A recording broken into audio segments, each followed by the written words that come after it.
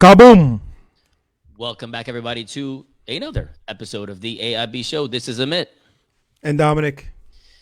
And we're back to you for part two. For those of you watching on the Facebooks, everything like that, doing two recordings in the same day, because that's how we do. Dominic did not change his shirt this time and is still in the same gray room. And Tropical Storm Alex is still raging through South Florida and causing quite a bit of flooding that's going to warrant some rain boot wearing. And Dominic may or may not get an umbrella. I'm going to go with not. Not. There you go. There you go. We were talking last episode about we touched on people with guns. Now I'm not a gun owner, and I'm not here to rail against you with your guns if you are a gun owner. So just don't shoot me, or anybody else for that matter. But there was a story which I thought was pretty comedic, which was, and I'm gonna paraphrase it because there's more to it than I like. It's just not worth getting into all the minutia. But simplest part of the story is, man has gun. Man is robbed for his gun by other man with gun. Man goes to his vehicle to get other gun. The robbed goes after the robber, shoots the robber who initially sold his gun, and some bystanders as well. By the way, got some collateral damage there. So you get his gun back from the robber, which I thought was just an amazing dynamic of people with guns. Again, it's not representative of all people with guns, but I thought it was pretty damn hilarious, except for the bystanders who also got shot. If it was just these two idiots, I wouldn't give a shit. But the bystanders people got hurt, which is the other problem with arming people more and more and more, is inevitably a bystander is going to get shot. And what's also comedic is not the right word. It is just so, the fact that this could even happen. You take my gun and I come back at you with another gun to take the gun you took from me and your gun, and I kill somebody else or hurt somebody else in the time. It's just an amazing story of America. But then you go back to the schools. Go ahead. No. Again, you can't say no and put yourself on mute. Go on. Just say your piece, man. You had a whole statement there. I can see your mouth moving. No. Go on. Oh, my God. Right? Then the situation of, hey, let's arm the teachers, which I find to be one of the dumbest things ever. And here's why. One is teachers literally pay for stuff out of their own pockets because you don't fund them enough. Teachers literally don't have enough money because you don't fund them enough. Teachers literally do all these things above and beyond what's currently afforded to them. Teachers can't teach certain things because you tell them they can't. And now you want them to kill other people on your behalf. And by the way, let's say, worst case scenario, he or she teacher happens to catch a kid on accident. Oh, now what? Now you're going to go after the teacher who you told to do just this. You want more people with guns around children. And you want them all going through one door. The idiocy, like that one door policy, by the way, is the dumbest thing I've ever heard in my entire, like, it is not even wealth. I mean, I understand normally people are pseudo thought out in their idiocy. This is just dumb. One door? This is what you want to do? So in essence, what many people are trying to say who are in essence for more and more guns and who don't want to do anything to prevent what's going on right now is saying, hey, let's have one door in and out of the schools, and we'll fortify the door. Donald Trump said, fortify the door. Make it a thing. By the way, these are the same people, just so you know, who were complaining about metal detectors in schools, by the way. The same people, because the kids were going to schools in a prison. Now you want to literally lock these kids up in a prison and have the prison guards, the teachers, with guns. Are you frigging insane? And that's literally the only word I can use to define this. It's just insane. And I don't even have kids. And I think you're insane. I also find it insane that we're talking about putting armed officers in the school because many people don't realize that these officers that are currently in the school, those that are armed and those that aren't, create egregious offenses against students, like sickening offenses. And guess what? Disproportionately, surprise, against what color of individuals? White people. White people. Yeah, of course. White people. Yes. No. The brown and the black. Right? So I do not trust any person to have that authority and weaponry amongst these children. I just don't know why. Again, if you can't, like, why would you want, now you want to literally imprison kids in schools? Like, what? Like, in prison. Charles Barkley said the sad thing is that schools were supposed to be that one place, that one place where you knew in your heart your kids would be safe. Not at your house, not at someone else's house, not in public. At school, you drop your kids off at school. You rest peacefully knowing your kids are safe. And that has been completely stripped away. Does it literally affect you? Out of curiosity, I know I'm getting into your personal business, but does it, you can, I mean, your kids don't go to public school, but I don't know if that matters or not. So that I take that back. But does it affect you? Like, sorry. Does it affect me in what way? When you drop your kids off? No. Okay. You feel you live in a safe enough neighborhood where this would not happen? Odds are. I play odds. No, I'm with you. Yeah, right? Obviously, yeah. So I talked to our friend Paco about this. He's a teacher. He's an educator, and he's a teacher. But he was saying he's a public school teacher, but his daughter goes to private, and he was saying that we have an advantage at private because at public schools, a lot of these students. Now, mind you, remember some of these shootings aren't from kids who go to the school, but anyway, private schools have the mechanisms of either helping kids who may show signs of something, or the means of determining that kids are showing signs of certain things, while public schools don't. And to him, that was the benefit of a private school.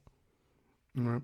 But dude, it's gonna happen in a private school one day, right? Oh, it will. It will.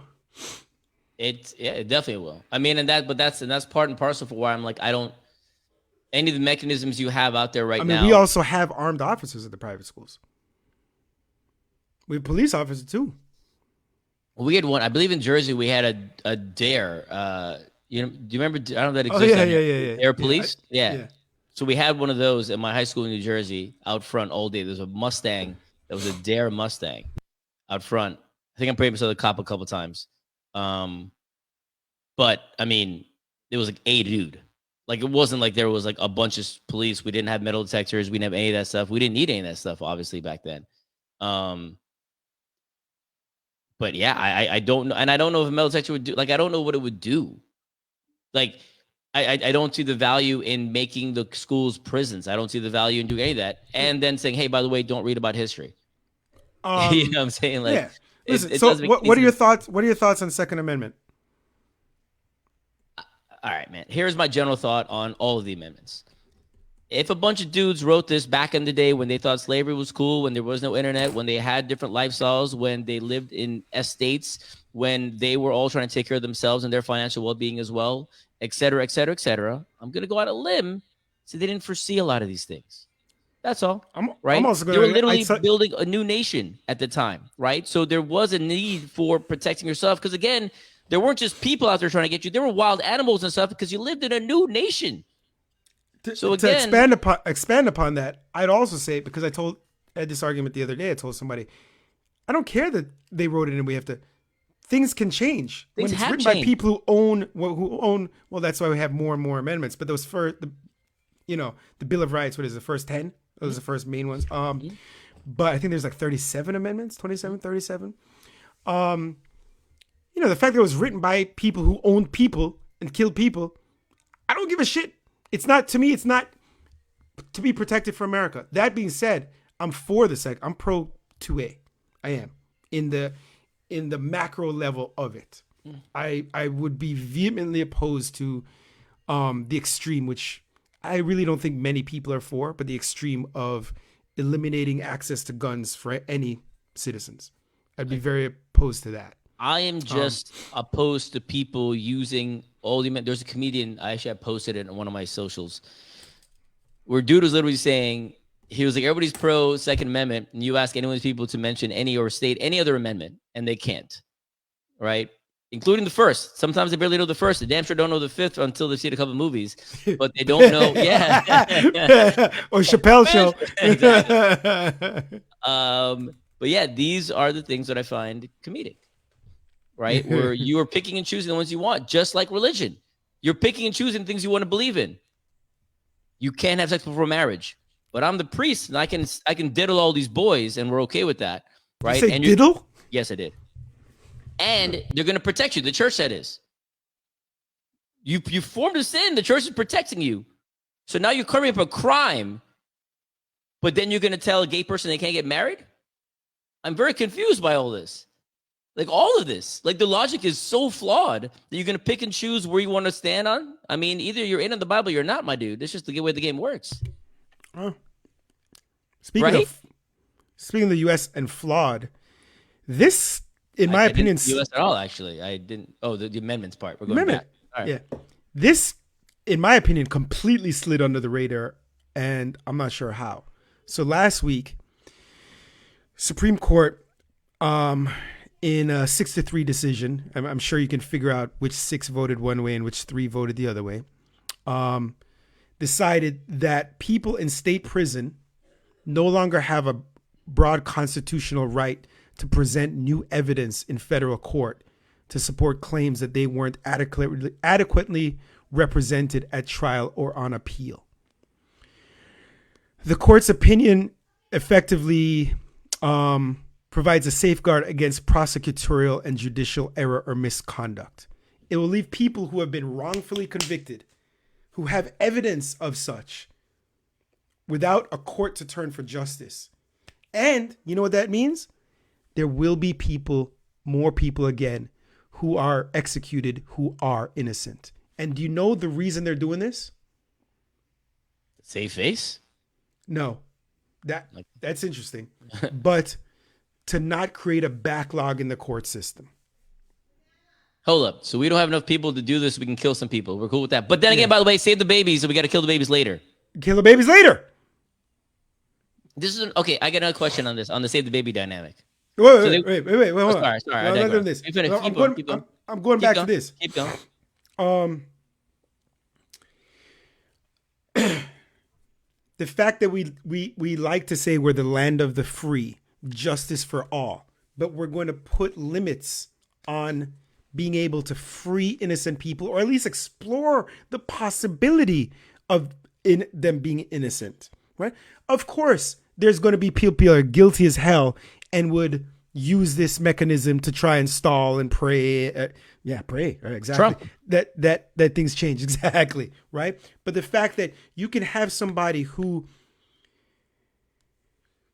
had a court appointed lawyer, who completely messed up, didn't provide evidence, and now you can provide that evidence after the fact, which would prove them being innocent. Innocent. I'm with you. But we're going to keep people locked up. I mean, it's bullshit. This whole country is a farce. But I'm going to go on a limb and say it's going to take a long time, if ever, for this particular ruling to get overturned in the Supreme Court. And again, you hit mute when you talk. You're supposed to unmute when you talk. Yeah. Moron. Yeah. The potato, dude. God, just take it away. Oh, man. That was a reference to another show where we had a friend say potato instead of tomato. Yeah. So again, it's the only reason why I voted for Biden instead of not voting for any of the two troglodytes, Biden or Trump. The only reason, because my mother-in-law convinced me, Supreme Court. And in my opinion, she was right. This is it. Had Trump won, it would have been even worse. This is it. We have people in the Supreme Court who, I'm not even going to go that.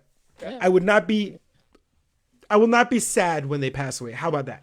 Okay. Will not be sad. That's a good way to put it. Yeah. Will not be sad. We're locking people up. Land of the free. Screw this. All right. Bring something good. I mean, mine wasn't like joyously good, but I was just saying like the whole idea of like, we got to save the babies, but then we have no protection there's no health care. Once the babies are alive, you're out. You're on your own, kid. And then I'm going to shoot you later on by accident. Healthcare, education. But like,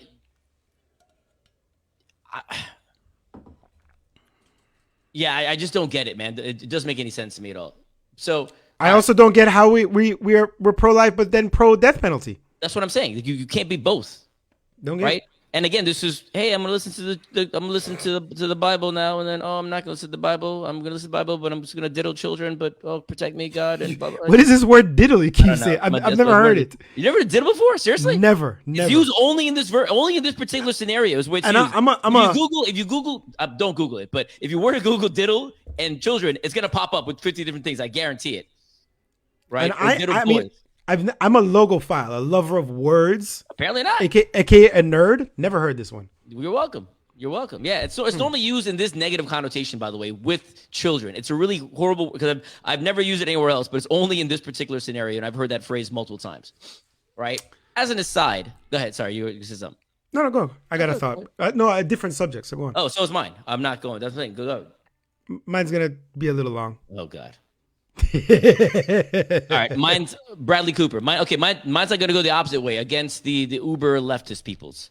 Bradley Cooper, you familiar with the story? No. All right. So Bradley Actor? Cooper, yes. Bradley Cooper is doing a film right now called Maestro.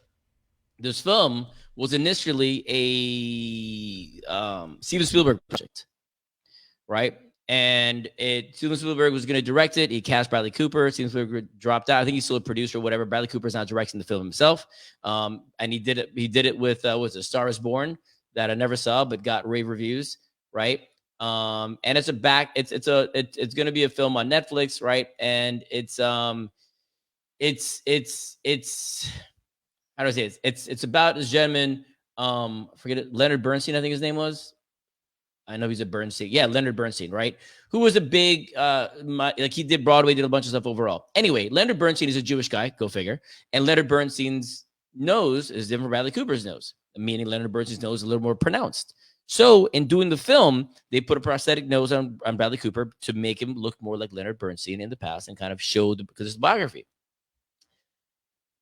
And it's getting backlash from some people going, and I'm paraphrasing here, but the general gist was, Hollywood is run by Jews. You couldn't find a Jewish person to do this role. Why is Bradley Cooper playing a Jew? To which I say, go to hell. And the reason I say that is because it's acting. The whole damn thing is for people to play other people that they're not. Right? Now, I'm not saying a black person play a white person, whatever, because that's blatant. But it's acting. And a prosthetic nose. How many films have been done this way? Like, why are we're getting way too much of the minutia here. Agree, and it's the same backlash that Black Americans are giving non-Black Americans for playing Black American roles, such as yeah, but that's like saying that's okay. No. I'm saying it's the same. They would agree to this. It's the same thing. Where oh my God, you're talking about characters like even in The Wire, characters in like but specifically I cannot remember his name. Holy Comrade. Comrade. Oh my God. Black Comrade? Yeah. Damn. You want to give me a film? Okay, the guy from Get Out and the guy from Atlanta, and he was a traitor. Holy Get Out crap. And Atlanta. Yeah. I'm drawing a blank. Get Out and Atlanta. Daniel Kaluuya. Oh, there you go. Yeah, he was Nigerian. No, he's not. He's British, but maybe Nigerian heritage. He's from Africa. I don't remember which country, and I said Nigerian too quickly. He's an African descent, like true, like he's from Africa, first generation British cat. He's first generation. Yeah. But continue. Who is it? Fred Hampton. How can I not forget it? Fred Hampton. Okay, yeah. So he plays Fred Hampton. Yeah. Right, but he's British. There's a huge backlash on that. Which I think is kind of crazy. The personally ADOS community, because there's a huge backlash from ADOS, American descendants of slaves versus very anti-foreign Black people.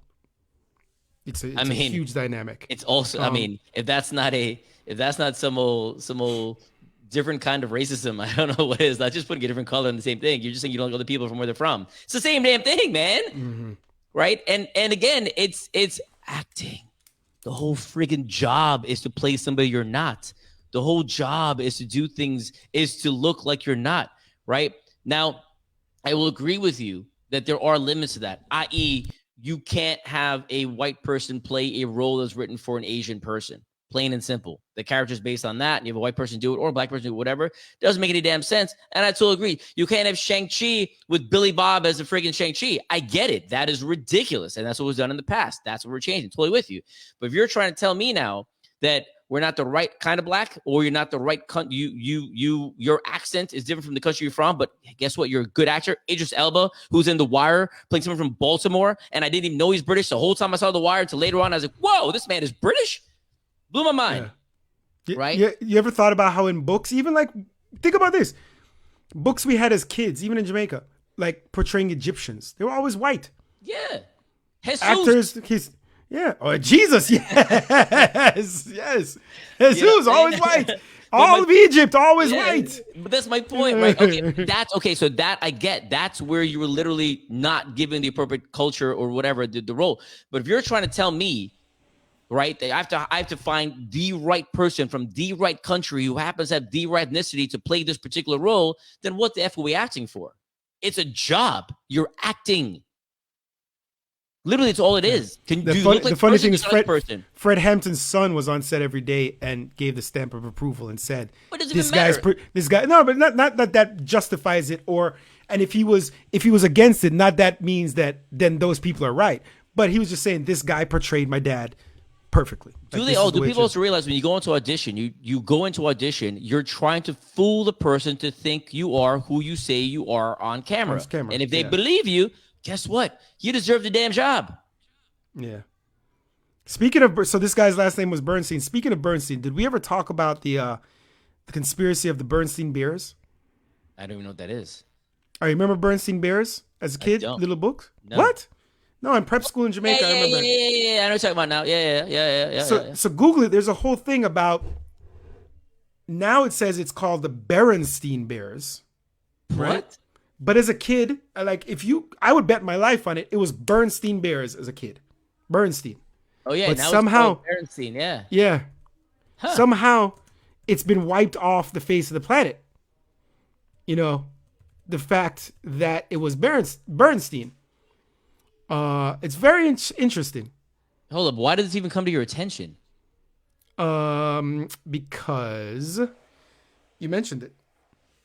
I mentioned the Berenstein thing. You mentioned the guy's name was Bernstein. Hold up, no, but I'm saying, why did you know about the story in the first place? Like, why do you know that this was a situation? Oh, it's been out there on the Google streets. But I'm saying, why is this popping up in your thing? Like, why is anything like, what is this? All right, student debt.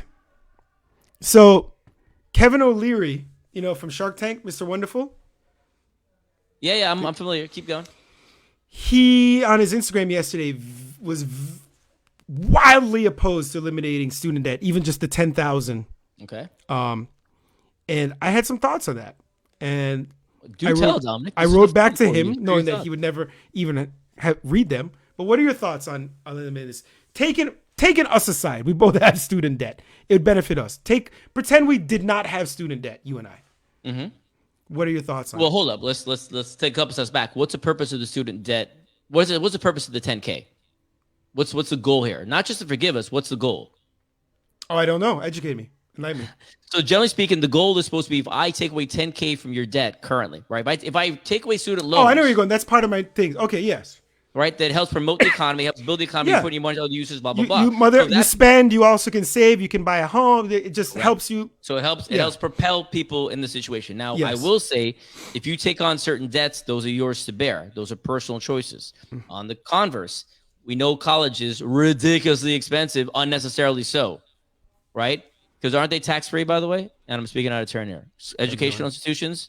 I guess. Yeah. I believe they're tax-free. I never thought about that. Must be. I believe they're getting a bunch of money. They have a bunch of money. They're building buildings all day long, right? And you're jacking up my cost. You're charging me for books, by the way. You're charging me to live in a place that's garbage where you really don't renovate the stuff. It's been done now. University of Miami after I left, so I'm going to say garbage when I was there.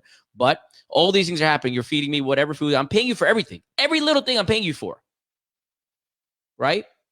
I'm even buying your T-shirts. I'm buying books from your bookstore that you have. I'm doing all these things supported right there. So I'm saying, hey, I feel that the goal would be to say, oh, okay, cost of education, F off. Let's revisit this thing. However, if you're saying let's stimulate the economy, and this is a quick way to stimulate the economy to the benefit of great many people, I'm for it. Now, again, I'm biased because I also have student loans. Now, I think I told Dominic too, like I'm easing up on the paying down on the student loans. So I'm like, oh, maybe I get some forgiveness. So I don't want to rush this process. 100. Don't think I haven't done that. Because I'm like, man, it's done. I did the forbearance of the other word. I'm just like, yo, put a pause on that. Let's see what happens. I can pay it off right now. And I'm like, let me not pay it off right now, just in case, right? So I'm with you, right? I'm trying to get the system going for me, right?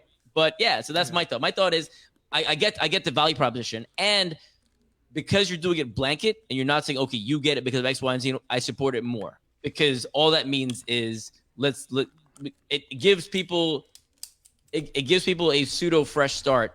What I will say, he did turn over all student loans. I think it was like, I forgot the dollar amount for one particular Christian-based school, I believe, that was robbing kids of stuff. Go figure. And it had to come back. And so he gave all those, he forgave all those. And that school, by the way, went defunct. But yeah, that was the situation there. But okay, so what's your thoughts? So here's what I wrote to Kev, Mr. Wonderful. Mr. Wonderful, have you considered, one, the staggering amount of those with student debt that did not complete college, often due to financial constraints? So they have no college degree. This is not helping them. They're not using a degree to their advantage for better employment. They're just riddled with debt. Two, the disproportionate advantage of a college education in terms of salaries and employment opportunities for white people versus minorities, right? It's a fact. High school educated white person, college educated black person, kind of on the same level. Three, the asinine societal pressure we have placed on the youth to obtain post-secondary education while selling the fallacy of this dream of college degree equals financial success. Four, eliminating some of the student debt would in the long run increase the odds of these individuals being able to purchase a home, to invest, to achieve some sense of sustainable financial freedom, and which is what we just talked about. And five, he mentioned that how would it be fair for the people who paid off their debts, who worked their asses off and did this? And I get that. And I wrote, life isn't always fair. Yeah, it's not that. There will always be individuals who benefit from something whilst others do not. I vehemently disagree with the notion that we shouldn't do something with merit because others had to deal with it. Let's not eliminate slavery because this guy was a slave for 30 years. Well, that's what I'm saying. Yeah. Let's not stop the Holocaust because these people had to deal with it, but now you shouldn't stop. But right? you could even go on a less egregious situation. Hey, these people were able to drink when they were 18, but now you can't do 21. Oh, that's not fair.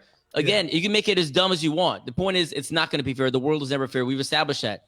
Your freaking name is Mr. Wonderful and you're on TV. That ain't fair. It's the way the game works, man. It's just the way it is. But the greater benefit is still served by this. Especially if you're going to give money for other things. I like that. The greater benefit by doing this. Yes. Right? Yeah. It'd be harmful to not do certain. Think about all the dumb things the government does with money, and I literally mean dumb. Don't change marijuana laws because other people were locked up. Don't change it, so now everybody should just still be locked up. Well, but then Supreme Court says we should proactively, retroactively, sorry is the word, change it. But what I'm saying is, we can't make marijuana legal because other people had to deal with it. So no, don't make it legal. The logic is flawed completely. The greater good is served by doing this, so it should be done, right? I got to tuck out of here in a couple of minutes. I got to get my fitness on. Two things: Peaky Blinders season 10 coming out soon. Did not know that. June 10th, next week, next Friday. Get your Peaky Blinders on and wrap it out in a good way. It's already aired in the UK, but I didn't feel like doing all the UK finding on the interwebs or whatever else. But it's coming out next week, so you can watch it there. Top Gun was awesome. Go see it. I saw it twice. I finally saw. You saw it twice? I didn't intend to see it twice. I saw it. I was in New York for work, and my boss was like, "Yeah, you want to see it?" I'm like, "Sure." So I saw it, but I already told Loesch I was going to see it with him on Friday, so I didn't tell Loesch I saw it. I saw it again, and then afterwards, I don't want to be ridiculous. I'm like, "Oh, my bad, dude. I just saw my boss last night." I took it for the team. I had to watch. I had to watch the original this week. Oh, it was on TV last night. Why did you have to watch the original? To prepare. I hadn't seen it in 30 years. It doesn't really. But just like getting the vibe. You gotta get in the mood, the vibe. Have you gone and seen it since? So you got the vibe and you haven't. No, and then I watched it because I caught Corona. Yeah. So all right, So now you're non-COVID. When are you gonna go see it? Not sure. Bruv, go see the movie in the theater, dog. It's fun. It's literally dope. And your kids will like it. They don't have to see the first version. It's still dope. Right? It's awesome. There's a good amount of nostalgia. There's some cheesiness. Don't get me wrong. Stranger Things is out. Yeah, I binged it. I haven't seen it. I don't hate. I don't love that it just dragged on this much. I'm like, these kids. This has to be the final season, right? I'm hoping. No, it's not. I don't know that actually. I didn't look into it. But my thing about the Stranger Things is, if I was a kid and I saw all this stuff going on, man, I am not growing up normal. And these kids are like, oh yeah, let's hang out, like Dungeons and Dragons. You just saw an upside down world, and your friends died, and nobody cares about this. You moved on with your lives. How are you guys remotely normal? Very true. Man, wait, you didn't like the ending of? I'm doing this rapid fire because you say you have to go. You didn't like the ending of Ozark? No. Okay, hold up. So you saw it? Yeah, I don't know if it should be like a spoiler alert. All right, here we go. Spoiler alert for you got to talk about it in 1 minute. So spoiler alert for now for 60 seconds. Go. It was so cheesy. The last 7 episodes or whatever it was, the second half, this girl then walks in, kills a man, Ruth that is, kills a dude in the office, right? So by the way, there's no security in this building, but you just walk into this building, they let anybody up apparently. I can't get into my damn office building and I work there. You can just stroll up and kill somebody. She kills this dude and they go, oh, let's clean up a body in an office building.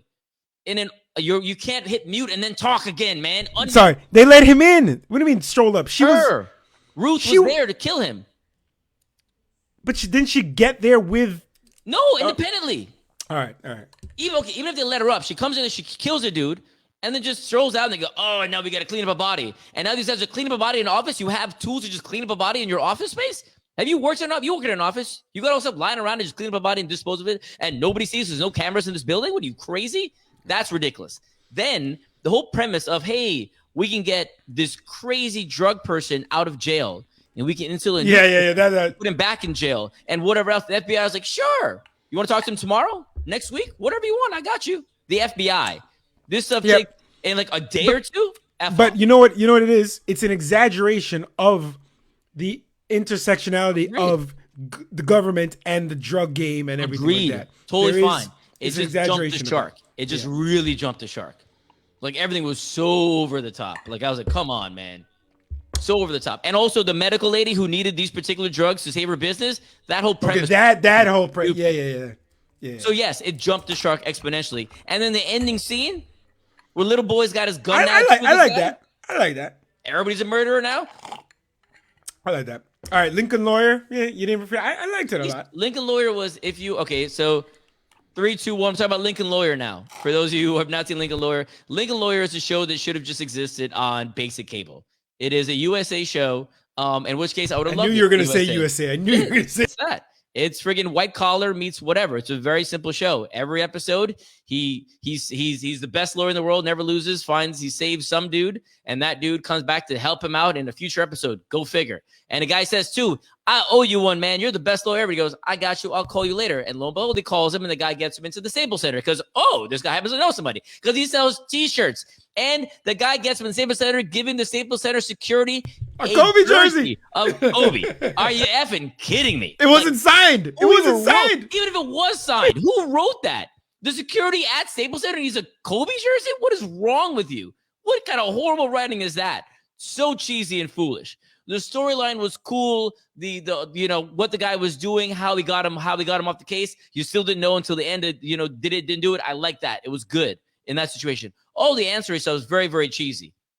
Very, very cheesy. Right? Like completely bad. This guy's lawyer, this guy's dad was the best lawyer, this guy's so-and-so was the best whatever. This guy drives apparently only Lincolns. Like all of it. It's just, now mind you, the movie, the Matthew McConaughey, that was a good movie. You should go watch that. Right? What's it called? You want What's it called? You want me to slap you, is what you're asking me to do right now. What movie? Movie, The Lincoln Lawyer. The same thing. It's got the same title.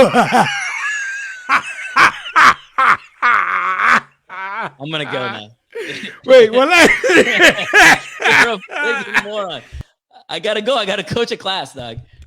Wait. What last thing? 30 seconds. It's called Disappearance at Clifton Hill. You seen that movie on Netflix? Negative. Should I? Boy, it was going well. I'm going to go. Something never vexed me. Like the ending, you think you were vexed by Ozark?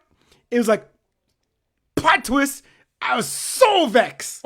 Like, I don't know this show. stayed up to like 1:30 this week watching it, and I wanted to throw something at the TV. So I have maybe not you seen it. I've not watched it. I'm not All gonna right, be better, eat better, pray better. go watch The Boys on Amazon. Oh, I just watched the first 3 episodes of this new season. I mean, fair warning, that show is like, I mean, it's gory. There's blood all the time. but also just different. Yeah, that's over the top. It's all different. I was episode 1 so far, but that show is Oh, crazy. I'm on ep 3. Yeah. That show's crazy. All right, everybody. Keep it Later. real. Talk soon. I'm trying to hang